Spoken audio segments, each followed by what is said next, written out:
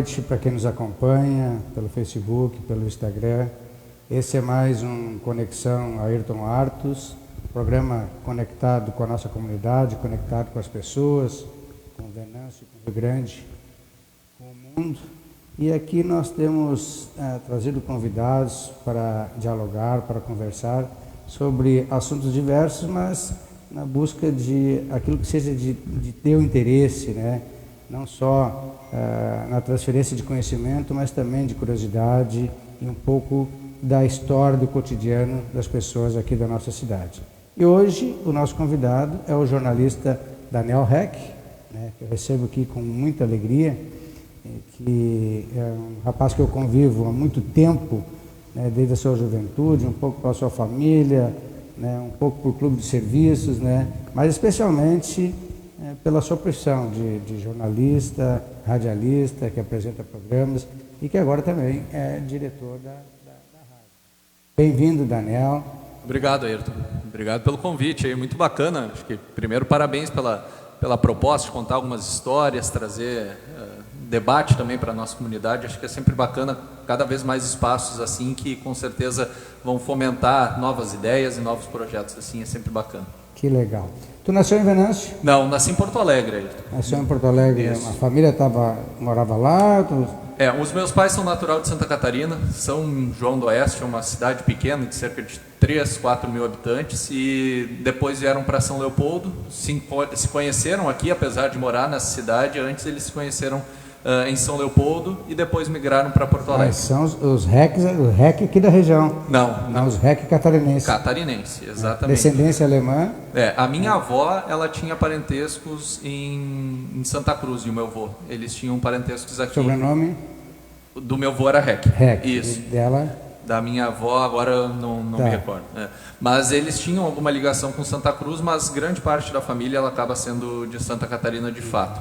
E aí, meu pai veio... E a mãe, sobrenome? Ludwig. E não é o da linha Isabel aqui também. Esses é 100% de Santa Catarina. E, bom, o pai veio para o Rio Grande do Sul, ele trabalhava no Banco Meridional, depois ele decidiu empreender, ele tinha uma padaria, mini mercado, fruteiro em Porto Alegre. E morando na capital, sempre aquela insegurança, né? Tanto que foi assaltado em um curto período e aí decidiu encerrar a vida na capital gaúcha e vir para o interior. E aqui ele tem alguns parentes, primos, que vieram para cá depois também. E durante uma FENACHIM, em 1997 ou 98, aí ele decidiu se mudar para Venâncio Aires e começar a empreender por aqui. Veio na festa... Gostou da cidade, eu vim junto. E ficou, que idade tu tinha? Eu tinha 8 anos. Tinha a minha irmã já com 1 ano, aí ela ficou em Porto Alegre com a minha mãe, eu vim para cá e a gente conheceu a cidade, o pai gostou da FENACHIM, viu que era uma cidade que tinha potencial de crescimento e a partir disso decidiu vir para cá. FENACHIM do Zezé de Camargo e Luciano? Essa aí, exatamente. Eu sei porque eu me lembro do prefeito e me lembro que as minhas filhas foram lá no hotel, na fila, pedir autógrafo. Tirar aquela fotinha. Ali naquele tempo não era tão fácil tirar foto. Era uma e deu, né? Ele apareceu na sacada, o Zezé de Camargo, ele na verdade, quem não conhece ele, assim, ele é baixinho, né? Bem pequenininho, magrinho, né?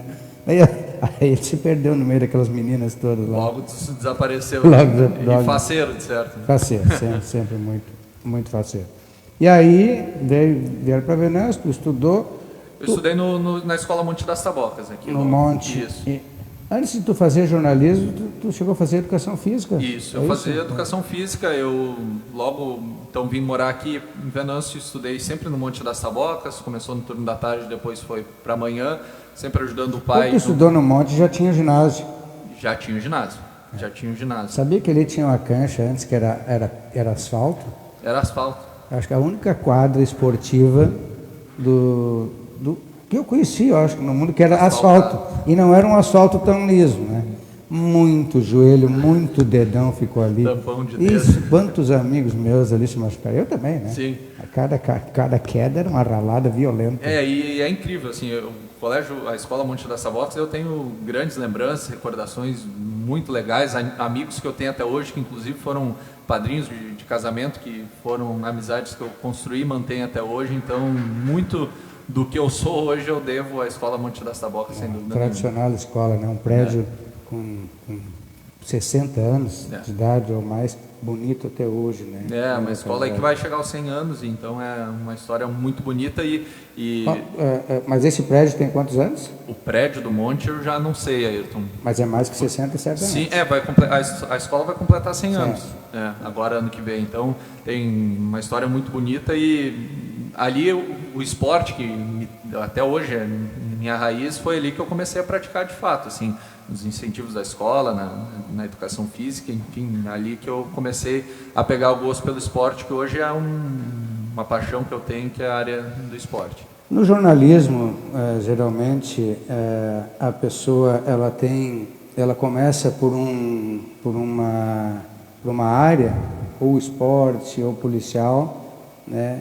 Depois ela envereda um pouco para a política e também, especialmente, a economia. Hoje não tem mais como não fazer jornalismo sem pelo menos ficar acompanhando, estudando um pouco a economia, né? Tem que saber de tudo. Eu acho que assim, o jornalista ele tem que saber um pouquinho de tudo, mas a economia ela é determinante em muitas áreas. E o jornalista hoje em dia ainda ele é aquele cara que quando eu comecei já me perguntava, mas tu quer trabalhar em rádio, TV, jornal impresso, ir para uma revista, algo especializado? Hoje em dia não tem essa. Quem quer o jornalismo, ele tem que saber fazer o digital, tem que saber fazer a rádio, tem que saber fazer a TV, tem que saber fazer o impresso, porque senão ele não consegue se inserir no mercado. Você veio na FENACHIM de 98, veio com 8 anos, então está com 30, 31? 31 anos. Isso. E há quanto tempo na rádio comunicação? Desde 2009, são 12 anos já. 12 anos. Até o início, o meu início profissional não foi no jornalismo. Tu começou na rádio? Como operador. Como operador. Isso. Eu era presidente do Léo Clube. Tu fazia parte de educação física e foi como operador, era um bico. Isso. Porque eu fazia educação física e eu trabalhava com meu pai durante o dia e tinha aulas... Seu pai é o Hélio. Hélio da Água. Hélio da Água, Hélio, né? Quem não conhece Venâncio, o Hélio da Água, né? O nome do pai? O pai é Hélio Luiz Reck e a mãe Lídia Ludwig. Ludwig. Isso. E mais familiares? Eu tenho minha irmã, a Luana Ludwig Reck, que hoje estuda medicina na Univates. Bom, e aí começou como operador... eu fazia educação física, eu trabalhava 2 noites na semana em uma academia, fazia personal trainer na Academia Corpus, adorava educação física, era algo que de fato me brilhava os olhos, mas era algo que ainda não pagava as minhas contas. E aí eu fui procurar uma outra ocupação e nesse processo de procurar, eu era presidente do Léo Clube, e a gente tinha a campanha do agasalho, na gestão em que o senhor foi prefeito, o lançamento da campanha em parceria com a Rádio Venâncio Aires, a Prefeitura de Venâncio e o Léo Clube. E fui fazer uma fala à Rádio Venâncio Aires na época com o Zé Raimundo, tu poderia trabalhar conosco. Então, fui lá, deixei um currículo e comecei como operador de rádio. Foi esse o meu início na comunicação e foi ali que veio essa E quanto tempo tu foi para o meio dos aparelhos para o microfone? Em 3 meses eu comecei como operador, eu trabalhava do meio-dia às 6 da tarde, e aí eu ia mais cedo, eu almoçava antes ou levava um lanche para ficar lá no departamento de esportes para acompanhar como é que era. E faltou alguém? Faltou alguém, aí o Moacir começou a me dar uma folha lá para gravar, o GP começou a me ajudar, essa turma começou a me inserir ali e comecei a pegar o gosto. Paulo Santana que dizia, né? Nunca fique muito tempo ausente, né? Nem férias muito longas, porque o interino vem, né? E vem para ficar. Exatamente, foi mais ou menos isso que aconteceu. Aí começou a me surgir oportunidades, eu não pensava naquela oportunidade ali em horário, em valor, eu queria aprender, porque eu comecei a gostar. E logo nisso eu mudei o curso, tranquei educação física, adorava o curso, não era o problema disso, mas vi que aquilo ali eu poderia me desenvolver mais. Trancou, mas não voltou mais? Não voltei mais. Tá. E aí tu começou na locução e, muito jovem, tu foi repórter esportivo, né? Sim, logo daí eu saí da parte técnica da rádio e comecei a trabalhar como repórter esportivo, fazendo cobertura da Soeva, do Guarani e do futebol amador. Eu me recordo muito, tem Milton Klaff, que tem uma história muito legal, que é quando o Guarani tinha ali o Sub-17, Sub-19, eu ia lá com um bloquinho de caderno e ia entrevistar o Chicão já com as perguntas todas feitas, para não me esquecer de nada, né? E foi assim que eu comecei. Fazia todas as perguntas antes, para chegar na hora não dar um branco, então ia lá com o gravador, na época não tinha celular, era gravador de fita, e com as folhinhas aqui no canto para pegar as perguntas. E assim eu fui começando. E aí tu ficou no... Bom, a parte esportiva tu nunca deixou, né? Nunca, não. Como repórter. Já jogou em todas as posições, tipo já narração, comentário e reportagem, ou narração foi mais para quebrar um galho? Eu já quebrei o galho narrando, mas não é a minha. Essa é uma posição que eu não me defendo, eu não narro, eu já fiz comentários, eu faço reportagem e fiz plantão. E a parte técnica de transmissão também acabo fazendo. Narração eu já fiz por fazer mesmo, porque não é a minha. Esse é um profissional assim que tem que ter um dom. Aí tu gosta do futebol, gosta do Grêmio ou do Colorado? Sou colorado. Puxa vida. Colorado. Nesse momento aí tá... A fase é boa, né? A fase é boa. Já passamos por períodos bem piores recentemente, mas agora a fase está melhor. Tá certo. A gente vindo de um Grenal agora, né? Depois de tanto tempo. Depois de tanto tempo. Bom, e fazendo coberturas esportivas, aí tu começou também a trabalhar em outras áreas na rádio. Determinado... Tem um torcedor do Guarani, que ele é um guri, aquele guri muito legal, ele tem uma dificuldade de fala. O Dan. D'Angelo Pires. O Dan, para quem não conhece, ou para quem conhece o Dan aqui em Venâncio, ele eu acho que é um símbolo como torcedor do Guarani, está em todos os jogos, e ele tem uma dificuldade extrema de falar, né? Ele praticamente não consegue falar, então às vezes ele balbucia algumas palavras.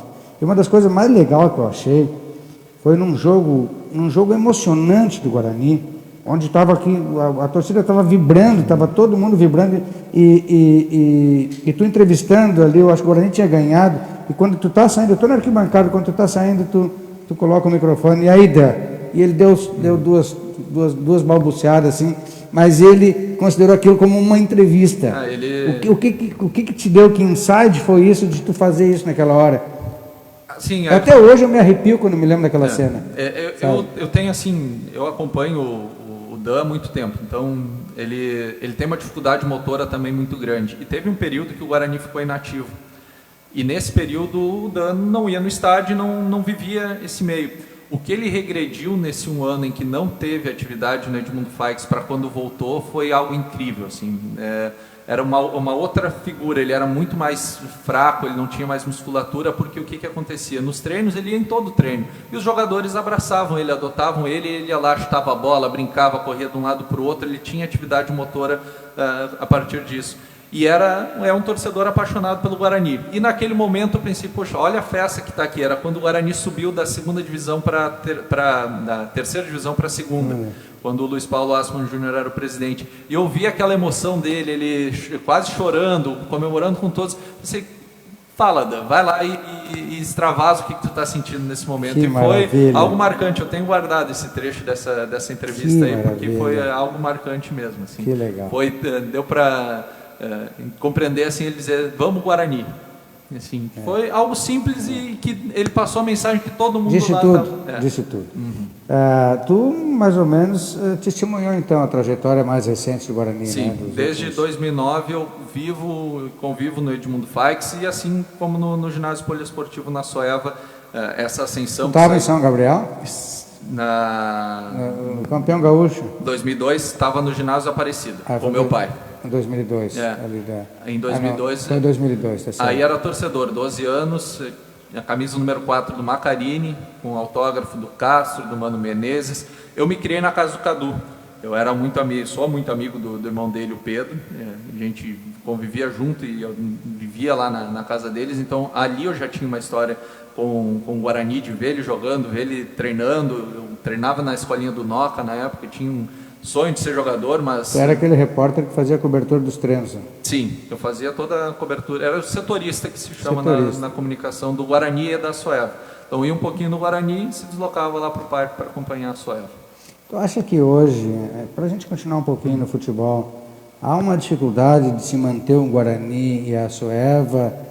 A comunidade, nós podemos recuperar a capacidade de ter né, um time de futebol de campo e um time de futsal? Eu acho que sim, Ayrton. Em alta? Eu acho que sim, só que a gente viveu muitos tempos em que o que acontecia? Era o amor de talvez alguns abnegados de que tiravam muito dinheiro do bolso para sustentar o que estava acontecendo ali no estádio de Mundo Fikes e no poliesportivo.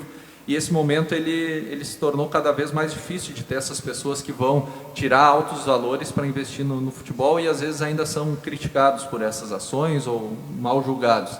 Eu penso que há caminhos, mas de profissionalização. A gente tem que deixar um pouquinho o amor e às vezes até um certo amadorismo, liderar isso e trazer um aspecto mais profissional de pensar em projetos de leis de captação para conseguir viabilizar tanto a Soeva quanto o Guarani, porque vai continuar dependendo de abnegados e de pessoas que contribuam com valores e mensalmente através de sociedades e planos de patrocínio.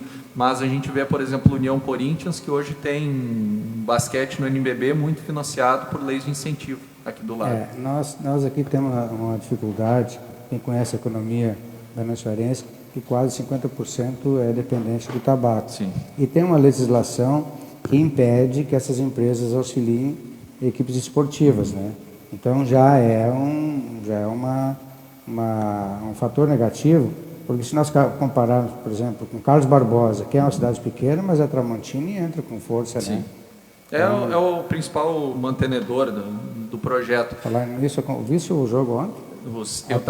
Nós tínhamos o programa de esportes, eu estava acompanhando ali o minuto a minuto. O Atlético jogou muito jogou bem. Demais, né? Jogou demais. É o jogo de ida? O jogo de ida das quartas de final da Liga. Mas olha, o Carlos Barbosa pegou. E aí o pivô do Carlos Barbosa, o Rocha, perdeu a cabeça ao ser expulso, um dos principais jogadores, veio do Sporting de Portugal para ser referência do time, e aí nesse jogo mata-mata ele acaba sendo expulso e desfalca no momento em que poderia ter vindo uma reação da CBF. Né? Imagina a braveza do prefeito Xavier e do Carlos Tramontini. A turma deve ter ficado bem brava. Mas agora em Carlos Barbosa também é outro aspecto, ainda mais com a presença da torcida de novo no ginásio. Né? E a pandemia também prejudicou muito a Soeva. Né? Sem dúvida. O Guarani ele não dependia muito da receita das rendas. E ao mesmo tempo a divisão de acesso foi paralisada ano passado. Né? Mas sempre ajudava um pouquinho nos custos. Mas a Soeva, né, a bilheteria sempre foi um fator importante, né? Me recordo do ano 2017, quando a Soeva ficou vice-campeã nacional e campeã gaúcha. Era um ano em que estava se desenhando e vinha aqueles comentários no meio da temporada, vai terminar a Soeva ano que vem, não tem mais custo, não tem mais como manter. E aí começa aquela campanha com André Deco, Boni, Renatinho, Valdinho e Daniel liderando o time junto com o Igor Mota e o Sacon entrando naquele time comandado por Fernando Malafaia para dar a sustentação, mas pensa com 7 atletas conseguem fazer aquela campanha de final de ano que foi incrível e lotou o ginásio. E aí a renda do torcedor fez com que se mantivesse a Soeva no ano seguinte. Se não fosse isso... Vamos ver agora, né? Nós que gostamos do esporte... ficamos na torcida para que haja condições de novo, tanto o Guarani como a Soeva, recuperar essa poder, pelo menos o poder econômico de manter a equipe e fazer bonito, né? Porque o torcedor, isso a gente sente agora, o torcedor ele é muito movido pela questão da competição, da chance. Se não tem chance, se participar por participar, isso... É muito difícil um dirigente dizer, não, chama a comunidade, vamos colaborar. É difícil, né? Mas quando o torcedor vê que ele é competitivo, né, e que ele vai, né, para a disputa, aí... Isso vale para o Grêmio, para o Colorado. Sim, sem dúvida. Só por amor à camisa não se vai ao ginásio ou ao estádio, né? Tem que ter um apelo de um jogo agradável, porque às vezes ficar 2 horas lá sentado se o jogo é feio não vai atrair. E hoje muito mais, eu penso, Ayrton, que é o espetáculo em torno do futebol. A gente vai pegar os esportes americanos, que são referências em estrutura, e pensar, bom, eles pensam o antes do jogo, o game day, o dia do jogo, desde de manhã até a noite, com estrutura, com evento na frente do estádio, não só o espetáculo futebol. Ele virou um complemento para uma série de ações que podem ser pensadas, ações com grandes patrocinadores. Então, por isso que eu digo a questão do profissionalizar, ter pessoas para pensar em estrutura profissional desses times. Nós também, eu acho que na questão, entrando assim na questão eu não digo política, mas administrativa, no modelo que nós temos hoje no Brasil, comparando com os outros países, não é a questão de um repasse simplesmente um dinheiro de uma estatal, de uma Petrobras, mas sim bolsa de estudos para atletas que se destaquem, né? Condições para que essas pessoas elas possam progredir. A gente um plano de carreira quase, né? Até na Olimpíada, agora domingo, eu estava vendo uma entrevista de uma medalhista da Olimpíada, ela trabalhando no Uber, não que não seja nobre ela ser motorista de Uber, mas ela estava sem condições de treinar. Ela não estava se alimentando, né? Então ela tem que trabalhar, ela não pode treinar, né? Senão ela passa fome, né? Mas a gente quer bater palma para esse atleta, quer torcer que ele fique não só medalha de bronze, medalha de prata, mas a gente não dá as condições, né? Então há uma necessidade hoje. O Brasil, Daniela, eu sempre falo, o Brasil perde tempo em discussões menores ou discussões colaterais e não vai no cerne da questão, né? Chamar entendidos para trabalhar isso, e aí vem os obstáculos. Primeiro, interesses financeiros de empresários, interesse de gente que não quer mudar essa legislação para ficar dono de um atleta bem pequenininho, que ele só vai servir para ele se ele jogar bem. Sim. Senão ele é se ele é descartado, né? E também nessa questão onde há o poder político, não um político partidário, mas o poder político dentro dos clubes, onde às vezes há um interesse maior de ganhar a direção de um clube do que ganhar um campeonato. Sim. Tu quer destruir o teu adversário, né? Às vezes tu quer que o teu adversário interno tenha insucesso. Sim. Tem que para isso seja... E está acontecendo com o Grêmio agora. Eu vejo que é uma conjuntura, né? Porque a gente vai pensar a própria arbitragem, né? Em diversas modalidades. Quantos árbitros que fazem outras coisas? A gente tem o Jorge Bernardi aqui de Venâncio, que ele é um árbitro assistente hoje top de linha. Ele trabalha na Série A do Brasileirão, mas ao mesmo tempo ele tem que manter uma outra rotina produtiva para conseguir se manter, porque daqui a pouco ele não pega no mês de escala, ele não tem uma certeza. Isso é uma coisa, né? Há décadas se fala isso aqui no Brasil, né? E não se resolve, né? Isso no futebol de campo, né? Que é onde rodam grandes cifras. Imagina os outros. Imagina numa divisão de acesso, num basquete, num futsal. Ao mesmo tempo, durante esse período da comunicação, eu trabalhei de forma voluntária na Soeva como assessor de imprensa em algumas temporadas, ajudando, sempre querendo colaborar, já que estava ali no dia a dia. E a Liga Nacional teve movimentos em tentar auxiliar os clubes na busca por essa profissionalização, de dar cursos de capacitação para o gestor do time, para o assessor de imprensa, para o supervisor na hora de formatar uma viagem. Então, houve alguns movimentos, talvez essa barreira do conjunto, daquele que talvez esteja perdendo um pouco para dar uma estrutura melhor para o esporte, ele fez com que isso fosse brecado. É uma pena, né? É uma pena que o Brasil...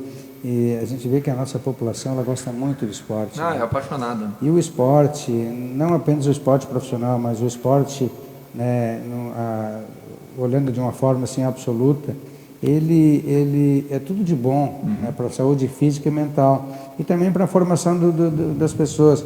O esporte, tu pode aprender a competir dentro das regras. Sim.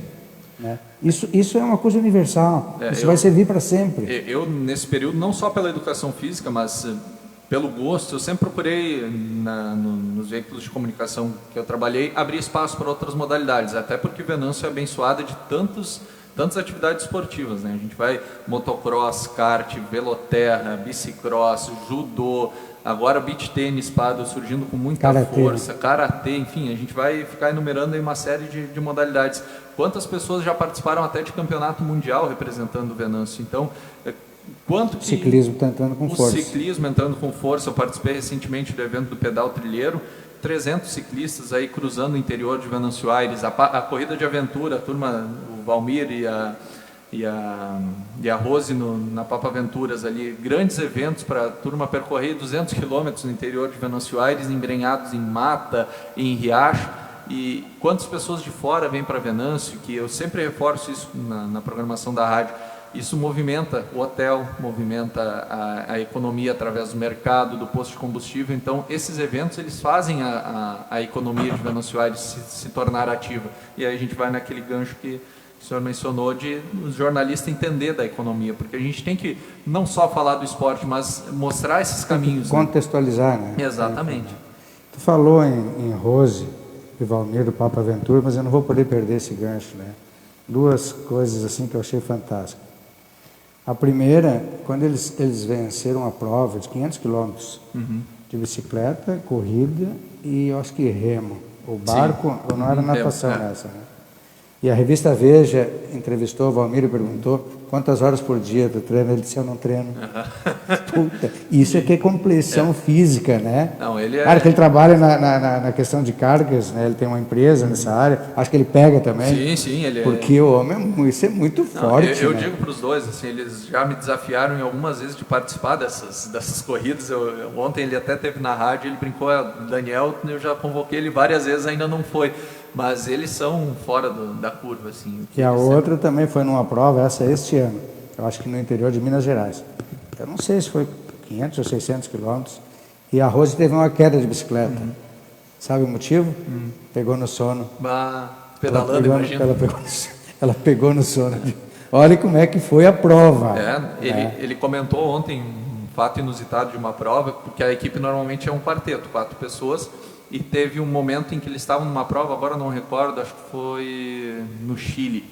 E uma pessoa da equipe começou a ter hipotermia.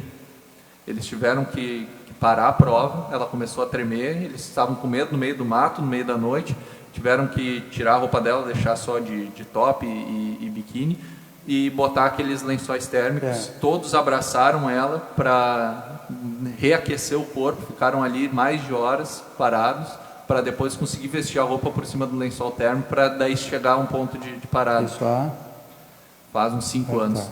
Né? Agora, faz 15 dias, a Rose mandou uma mensagem, preciso de uma receita, estou gripado. Né? Preciso de um antibiótico. Né? E eu me passei ali, era uma sexta-feira, viajei, né? Disse, 48 horas depois, eu disse, não consegui a receita, a Natália não conseguiu, Rose. Não tem problema, ela disse. Peguei minha bicicleta, subi 3 vezes para Monte Belo, me atirei num açude frio, curei minha gripe. Já era. Remédio natural. Essa é a Rose. Bom, então tu, como jornalista esportivo, como radialista, né, e depois tu também começou a apresentar um programa de variedades, né? Hoje mas nesse meio tempo tu passou também, né, não só de um trabalhador na área de comunicação, como um empresário da área de comunicação. Então, como é que foi essa passagem? Eu trabalhei na Rádio Venâncio Aires até 2014. Lá eu comecei como operador, fui repórter, coordenei departamento de jornalismo com total apoio do João Paulo Reck, que é uma das grandes figuras da comunicação e do GP, coordenei departamento de esportes, então tive boas experiências ali e agradeço a direção da emissora, porque jovem me deram essa incumbência e me fez crescer muito como profissional. Depois eu fui trabalhar no jornal Folha do Mate, comecei como repórter esportivo do Guarani, fazendo a cobertura, e depois fui editor de cadernos do jornal Folha do Mate. Aí a gente editava caderno Dia das Mães, de Natal, caderno do fumo, perfil de gente e negócio, o perfil socioeconômico do jornal Folha do Mate. Então foi um momento de... Que está para sair de novo, né? Está para sair agora nos próximos dias, na semana já vai para a gráfica. Então foi um momento para mim de recolocação no mercado, de redescoberta, assim, porque eu só fiz até então rádio. E aí a gente volta para aquele conceito do jornalista ter que se adequar a tudo. E foi o que eu pensei em fazer quando eu saí da rádio para ir para o jornal impresso, para trabalhar mais a questão do digital e o jornal impresso e me qualificar nisso. Mas o rádio nunca saiu da minha cabeça. Nesse período a Folha do Mate compra a Rádio Terra? Foi nesse momento em que surgiu a oportunidade da compra da Rádio Terra FM e eu entrei junto na sociedade, na operação, para ajudar junto ao Ricardo, Sérgio, seu Assuíra, a gestão da empresa. Então eu toco o dia a dia da rádio. Mas tu entrou, tu tem uma participação, a tua família, eu entrei na sociedade. Isso. Porque, bom, na comunicação, a gente conversava aqui fora do ar, é um meio difícil assim de a gente conseguir se desenvolver. Então eu decidi, eu tenho que empreender. Eu tinha isso para mim, tinha um desejo de, seja na área da comunicação ou não, de ter um empreendimento, porque Eu vejo meu pai como uma grande referência e exemplo nisso. Meu sogro também é um excelente empreendedor e uma história muito bonita. Teu sogro? Sirinei Pezzini, Magazine Marli. E o nome da esposa? Marli Pezzini. Isso. E eu pensei, bom, eu quero ter uma coisa para mim. E surgiu, eu não imaginava que ia aparecer na área da comunicação, já me preparava para ter alguma coisa alternativa e surgiu essa oportunidade dada pelo Ricardo e o seu Açuirma. E a partir dali, então, hoje tu tem o carro-chefe da programação é o programa Meio-Dia? A gente mudou muito a programação da rádio, Ayrton. A gente está há 3 anos já administrando a rádio, a gente inclusive mudou de endereço, a gente se uniu ao prédio do Jornal Folha do Mate, temos operações distintas, em algumas a gente se aproxima, mas a gente optou em mudar um pouco a programação, não ficar tão focada no entretenimento. A gente optou em manter o entretenimento, parte musical, mas trabalhar jornalismo junto e adaptar alguns programas, e a gente tem obtido sucesso nisso e visto que tanto a audiência quanto os nossos anunciantes estão gostando desse novo perfil da manhã cedo, já começar com informação, com uma descontração também, um comentário com mais vozes ali na programação pela manhã, o meio-dia com jornalismo trazendo a voz do Carlão como uma das referências, que também é um grande nome da comunicação de Venâncio, e pessoas mais jovens junto comigo, a Letícia do Jornal Folha do Mate, e aí o programa Tardinha que eu apresento, que a ideia também é ser dinâmico, é ser interativo, com opinião, com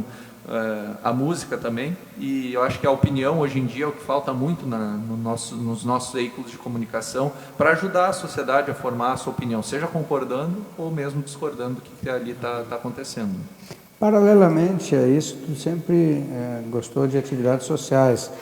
Tu falaste aí da campanha do agasalho, isso foi em que ano? 2009. 2009. Foi o ano que eu era presidente do Léo Clube pela primeira vez. E eu digo que eu devo tudo ao Léo Clube, porque se hoje eu estou no meio de comunicação, Ayrton, quem me conhecia da minha adolescência e juventude, não acredita que eu falo assim, de conseguir me desdobrar, porque até os 14 anos, se me botasse com 1 ou 2 pessoas, imagina com 10... Muito tímido? Meu Deus, pegava um pimentão e não falava nada, não saía nada, não tinha jeito. E hoje em dia, a partir dos desafios que o Léo Clube impôs, de falar em público, de seja com mais pessoas que não conhecia, eu fui me desafiando, fui aceitando que era importante para mim, e foi isso que me fez me desenvolver nessa área e hoje estar na área da comunicação. Eu te conheci mais mesmo, foi na época do Léo Clube, na época da campanha do Agasalhos, e o Léo Clube ia cantar os reis lá em casa, né? Todo o início do ano, janeiro, campanha incrível, assim, é muito legal, muito bacana, e eu acho que eu incentivo muito aos pais, assim, e ainda mais eu vejo que hoje mais importante ainda de incentivar as crianças a participarem de clubes de serviço, Interate, Rotarate, Léo Clube, a Ordem Demolei, enfim, o clube de serviço que for, eu tenho certeza que vai fazer muito bem para o jovem, para fazer outras amizades, conhecer outras pessoas, agregar valor à vida e se desafiar, assim, de conseguir se desenvolver. Talvez não vai para a área da comunicação, mas para o direito, para a medicina, enfim, para o que for, que para administrar uma empresa vai com certeza agregar bastante para a vida dele no futuro. Essa é outra entidade também que já é para jovens empresários. A JCI. A JCI. A JCI é incrível. Meu amigo, meu compadre Dael Bittencourt é o presidente, inclusive junto com ele a gente vai estar assumindo a Sova também nos próximos dias. Então, mostra que a gente precisa também estar inserido. Você está junto na direção da Sova? Estamos assumindo. Que legal, sim. Que legal. Acho que é importante, né, Ayrton? A gente tem que estar se inserindo para dar um retorno para a comunidade. Já está jogando beach tennis? Já estou jogando, já tem até título. Já temos até um título aí no beach tennis. É um esporte que está crescendo muito. Eu fui convidado. Bacana, vale a pena. Pelo alemão Bertrand e pelo Ricardo Silberschlag. E o Serginho Conze já me convida há muito tempo para jogar pádel. Eu comecei jogando pádel. Eu vou ter que me decidir, só que o problema meu ainda é a falta de horário, né? Sim. Eu comecei jogando pádel quando começou a pandemia. Eu já era convidado há tempo por estar envolvido no esporte, mas nunca também tinha começado. E, bom, começou a pandemia, que eu adoro praticar esporte. O que eu vou fazer? Não posso jogar futsal, não posso jogar vôlei, vou pro pádel, né? Comecei a bater bolinha, gostei. E aí depois fui pro beach tênis, muito por causa do vôlei também. E aí ali eu me encontrei assim, até já saiu um título, aí estamos buscando mais uns agora. E isso é um esporte legal, Ayrton, pela questão, não tem arbitragem.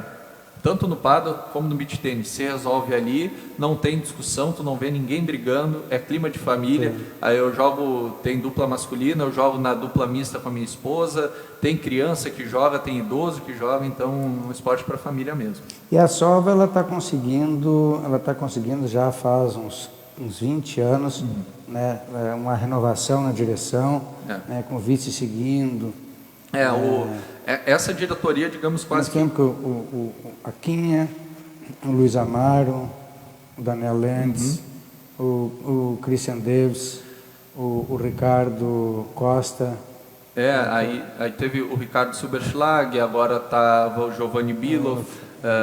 Um grupo que vem aí há cerca de 12 anos agora, que foi um grupo que girou muitas pessoas nos cargos, mas que foi um grupo que fez a liderança da Sova.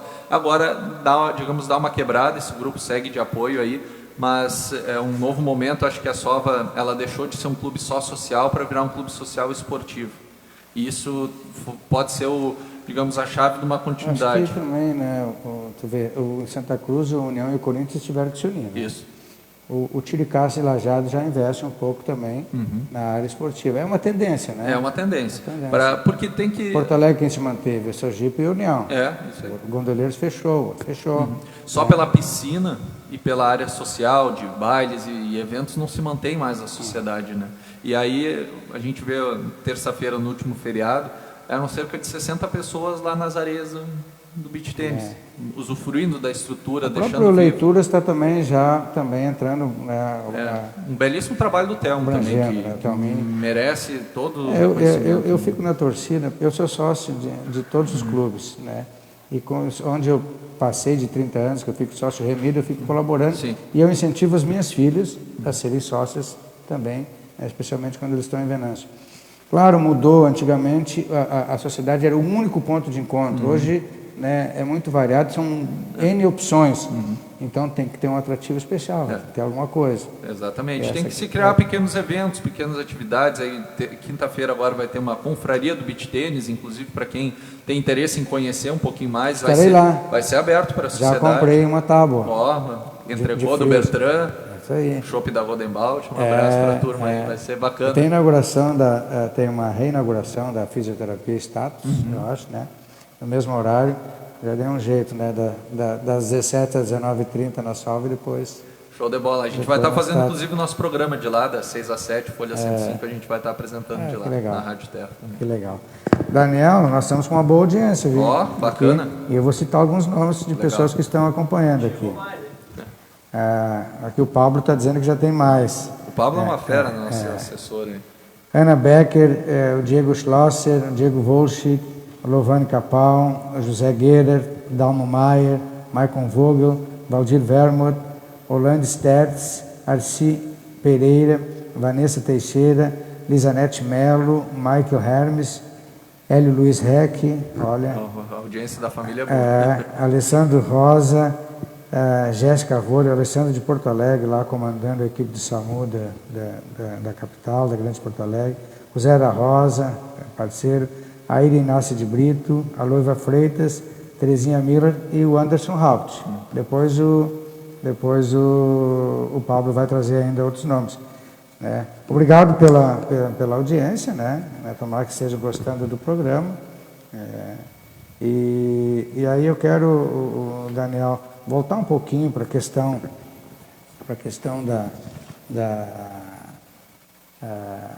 do radiojornalismo, né, na questão política.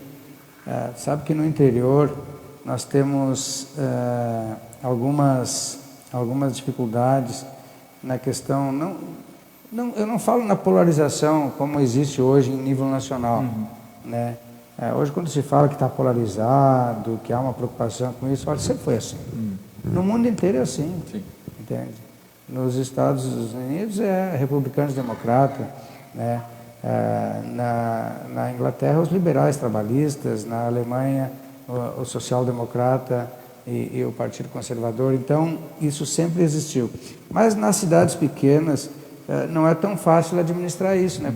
Porque você encontra os personagens na rua. Você convive com eles, né? Convive com eles, né? E às vezes Eu acho que foi mais forte nessa questão de oposição, de situação. Antigamente a gente sabe, assim, diz a lenda que as autoridades constituídas às vezes tentavam interferir, né, não só na questão dos profissionais do jornalismo, como na linha editorial.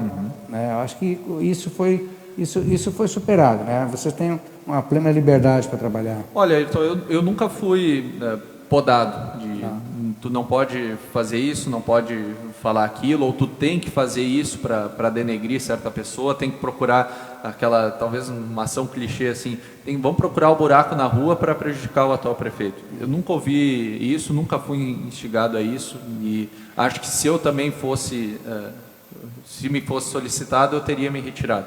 Porque eu acho que daí são os princípios do profissional. É claro que daí pode entrar uma questão econômica, que muitos vão pesar, bom, eu vou manter o meu emprego e atender a esse pedido, ou eu vou me retirar. Eu acho que a gente passou desse momento, não enfrentamos mais isso. O grande problema hoje são a forma de lidar com redes sociais, onde as pessoas acham que estão protegidas através do aparelho, do telefone, podem comentar o que quiser, podem atingir o profissional, podem atingir o veículo de comunicação. Tu acha que isso chegou no limite ou pode piorar?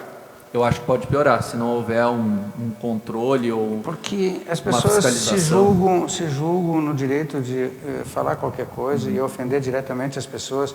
E esses mesmos que às vezes fazem isso através das redes ou atrás das redes, se eles te encontrar na rua, eles não têm a mesma postura, né?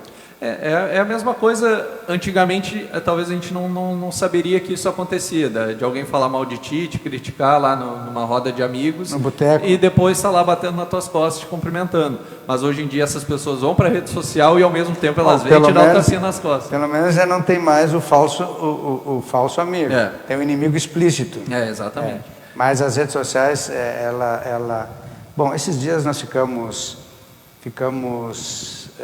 6 horas sem o WhatsApp, né?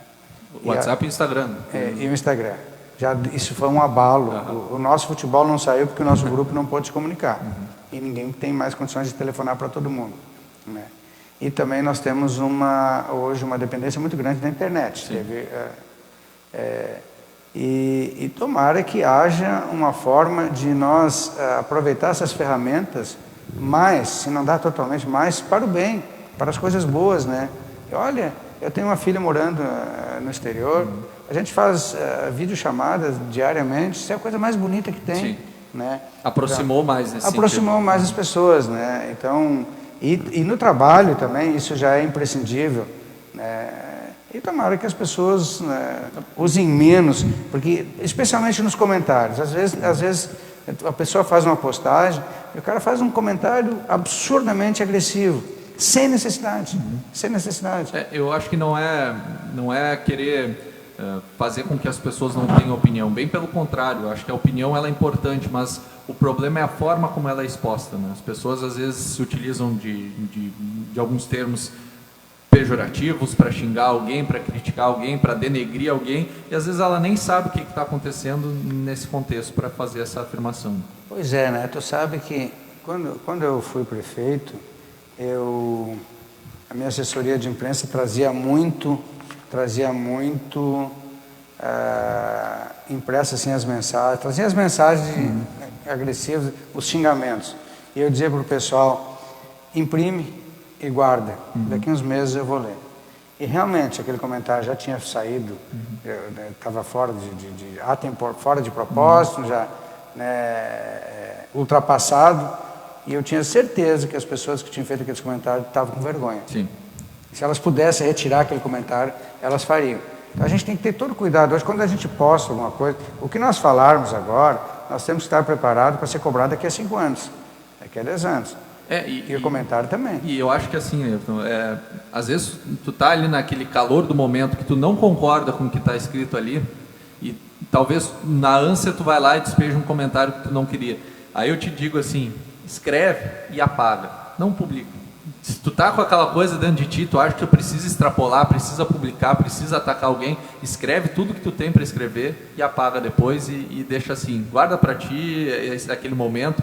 desafoga sem mandar para ninguém e esquece, porque as pessoas têm que entender que elas podem estar machucando outras pessoas que às vezes não tem nada a ver com a história, né? Terceiros, né? E às vezes alguém quer botar uma lenha na fogueira, não, né? Tem bastante. Eu acho que aí, né? Para apagar o fogo com gasolina. Nesse conceito político que a gente comentou, eu acho que esse é o grande problema hoje dos profissionais de imprensa, esse cuidado de filtrar o que acontece na rede social para transpor isso para a notícia. Esse filtro aí é um desafio para quem é jornalista hoje em dia. Aqui tem mais uns nomes, Daniel. A Mara Capão, a Miriam Ferrari, o Dalmo Maier, aqui tem uns repetidos, o Afrânio Ávila, lá de Pelotas, grande Afrânio, o Luiz Henrique Hertel, o Reni Ribeiro, a Terezinha Miller, o Gilmar Mossman, o Cristiano Kaufmann, o Giovanni Carvalho, o Clóvis Roque Kiris, e o nosso amigo e o teu colega Rui Borgman. Gente boa, Rui. Casa do Vô. Grande, a Casa do Vô. O Rui é um outro exemplo, acho que nesse quesito aí do empreendimento, que o Rui é um grande comentarista, um jornalista muito competente e que também tinha o seu desejo de empreender. E aí buscou, através do ramo do entretenimento, da gastronomia, buscar um espaço para ele, para a família. Acho que tem tudo para dar muito certo, um espaço diferente na cidade, a gente torce para isso e ao mesmo tempo ele não abandona o vício da comunicação, essa cachaça que é tão... O Bar do Vô é na 1º de março. 1º de março, com a Rua do Lens, a paralela do Lens, da Tiradentes. Duque de Caxias, não? Não, Duque de Caxias é de baixo. Bom, é a 1º de março ali, é uma quadra da Duque de Caxias. Pertinho do Superlens. É um lugar muito bonito, vale a pena. Mas ali que eu quero dar uma dica, tem uma tábua de frios, espetacular, o Rui faz a copa, né, e a esposa dele prepara aquela tábua de frios, e ela também faz uma sopa no pão.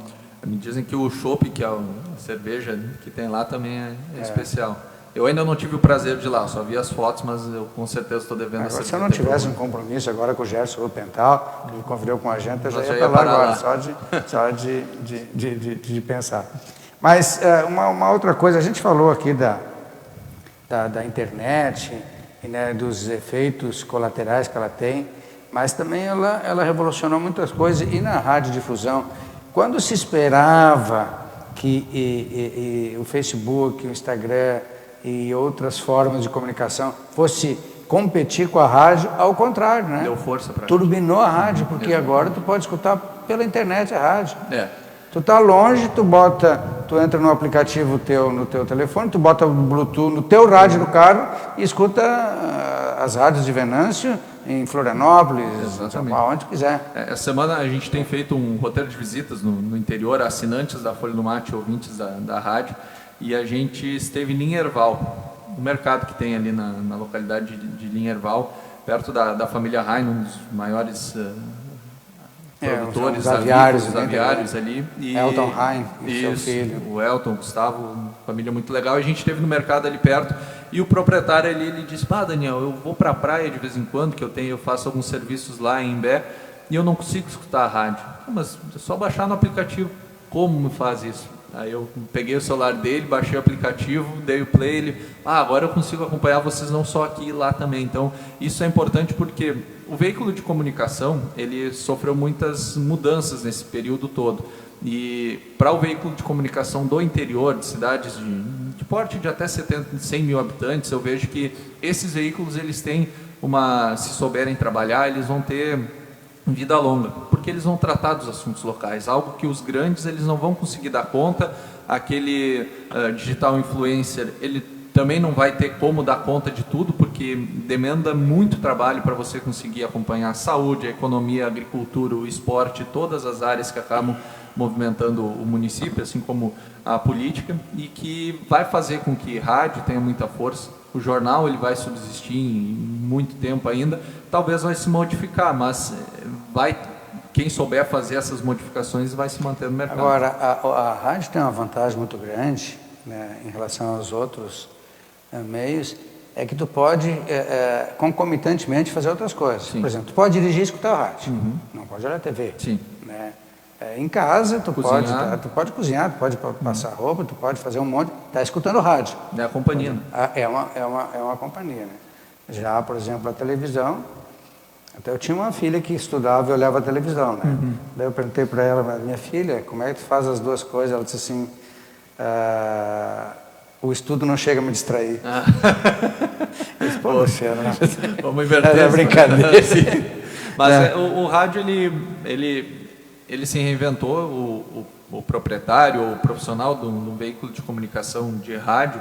Se ele começar a ver a rede social como um concorrente, aí ele está fadado a, em breve, não conseguir manter o seu negócio. Ao mesmo tempo, se ele vê a rede social, a internet como um agregador, de ver os caminhos que ele oferta, aí ele vai ter sucesso. Tanto que hoje a gente vê os principais produtos que a gente tem na rádio, eles são vinculados com transmissão ao vivo no Facebook, uma transmissão ao vivo no Instagram, e aí a gente tem essa grande parceria aqui que é com a Sultel Internet e Telecomunicação, que nos dá esse suporte e essa parceria, que daí é um outro quesito que talvez a gente pode até entrar, a questão de parcerias cada vez mais importantes, mas para o veículo de comunicação ele subsistir, ele tem que estar inserido na internet, na rede social. E nós estamos pensando já em outros caminhos, aí, os podcasts que são muito fortes, conteúdos que vão romper as fronteiras só do município, onde tu vai poder comunicar com pessoas que até então não eram teus ouvintes, não eram teus seguidores, não eram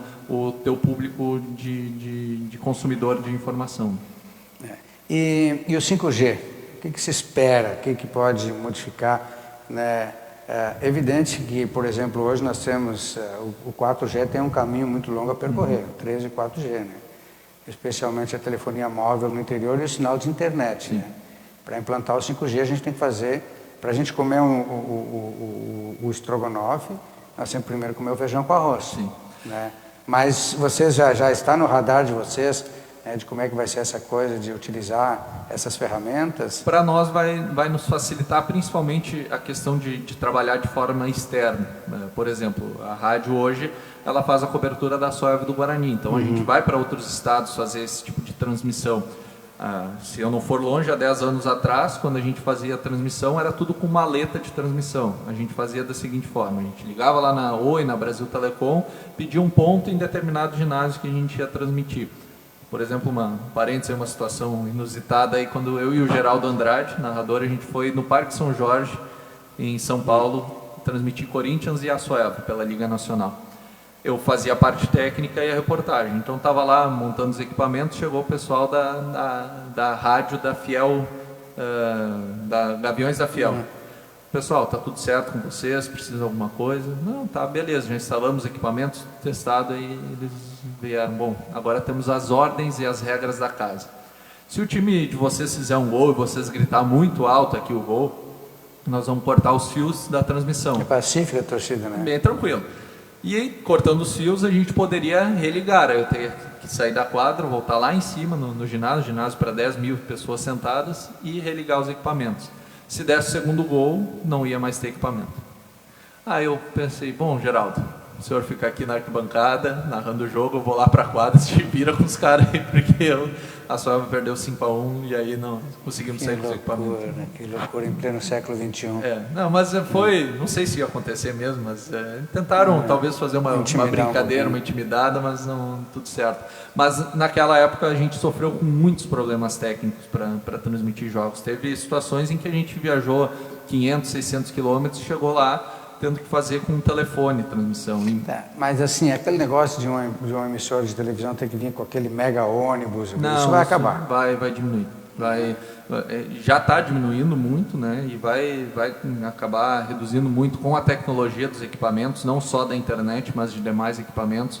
Isso vai acabar diminuindo. Por exemplo, hoje o próprio Pablo aqui vai fazer uma transmissão, ele tem a van dele, talvez mais por uma questão de conforto de trabalho do que por quantidade de equipamentos que ele tem que levar para transmitir um jogo da Soeva, por exemplo, se ele vai lá no poliesportivo, para fazer a transmissão. A van do Pablo foi requisitada pela SWAT. SWAT? Sim, porque ela é igual, a van da FBI. SWAT, a FBI. Né? Ela vai ser utilizada no próximo episódio do Conexão Ayrton Artes aí vai estar sendo utilizada. Não. Mas é a tecnologia, né, Ayrton? Acho que o 5G ele vai nos auxiliar muito, assim. Vai levar um tempo para acho que a gente usufruir. Um prazo, vou ver, as cidades que estão mais habilitadas, o Venâncio está entre elas, viu? O Venâncio foi feita uma lei em 2016, né, facilitando a implantação de torres. Sim. Né, inclusive em relação à proximidade. Até quebrando, não é que era um preconceito, um certo medo que tinha o receio das ondas, né? E Porto Alegre está entre as 7 capitais, até as capitais do ano que vem, até 2025, cidades com 500 mil habitantes, 2027, 100 mil, entra Santa Cruz já, e 2029, cidades com mais de 30 mil habitantes, a nossa entra já. Né? E aí, claro, filtrando as cidades que já têm legislação local. Só que não adianta a gente pensar que a nossa vida vai mudar de uma hora para outra, a internet das coisas, a robótica, a cirurgia, e algumas coisas já estão acontecendo. Mas primeiro tem que melhorar isso que a gente falou antes, né? Para a questão do 3G e 4G. Não adianta a gente saltar para uma coisa que, sendo que o caminho nem está pavimentado até lá. Eu trabalho na medicina do trabalho, que depende muito de internet, o dia inteiro, todos os programas, todos os trabalhos, né? O nosso gerente geral, né? Tecnologicamente falando, né? O SESMO, todo ele é voltado pela internet. Se cair a internet, nós somos roubados. Mas eu, na minha vida pessoal, né? E com envolvimento político, e às vezes também eu faço comentário de rádio, se eu fico sem internet, eu estou roubado. Sim. E isso me aconteceu, né, domingo de noite até segunda de manhã, e aí eu fiquei impressionado, né? Eu tenho 3 internets e nenhuma funcionou, né? Por exemplo, uma situação prática, essa semana eu fui fazer uma consulta com o Dr. Roberto Viana, uma lesão no beach tênis. Fiz a consulta, não deu 2 minutos depois que saí do consultório, eu nem tinha ligado o carro ainda, no meu WhatsApp já tinha vindo uma mensagem da Unimed pedindo uma avaliação do atendimento. Então, se não tivesse internet, todo esse processo de comunicação, de avaliação, de atendimento, ele também não seria possível. Beto Viana, joelho? Joelho. Mas está tudo certo, certo. Amanhã já estou de volta ativo. Tá certo. Olha, André, eu gostaria de que, já agradecendo a tua presença, se tu quiser fazer algumas considerações, né, não só em relação, né, ao nosso bate-papo, né, mas também se quiser dar uma mensagem, né, tem bastante gente nos acompanhando, não só aqui de Venâncio, e de certo modo, né, eu não tenho dúvida que as pessoas ficaram satisfeitas, né, em te ouvir, então, não só em relação à tua carreira pessoal, mas também no círculo, né, no circuito que tu vive aqui, né? Eu acho que é muito bom a gente ver assim que tu com 31 anos, né, já trilhou esse caminho, a gente vê o que tu tem pela frente ainda, né? Então, deixo o microfone à tua disposição. Não sei se tu está familiarizado com o microfone. Eu acho que sim, né?